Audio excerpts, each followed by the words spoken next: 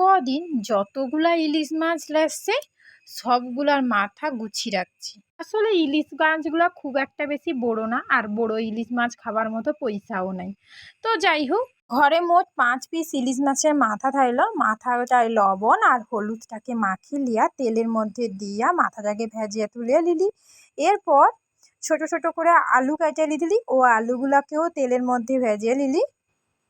তেলের মধ্যে গরম মশলা, তেজপাতা দিয়া পেঁয়াজ বাটা, আদা রসুন বাটা, টমেটো কুচানো, হলুদ গুঁড়া, লঙ্কা গুঁড়া, পরিমাণ মতো লবণ, জিরার গুঁড়া, ধনের গুঁড়া, যত মশলা থাকলো মোটামুটি সব মশলা দিয়া মশলাটাকে ভালো করে কষি লওয়ার পর খানিকটা পরিমাণ মুগ ডাল দিয়া মুগ ডালটাকেও মশলার সঙ্গে ভালো করে ভেজিয়ে নিলি। এবারে আগেনু ভেজে রাখা মাছের মাথা আর আলুগুলা দিয়া মশলার সাথে খানিকক্ষণ নেড়ে গরম জল দিয়ে দিলি।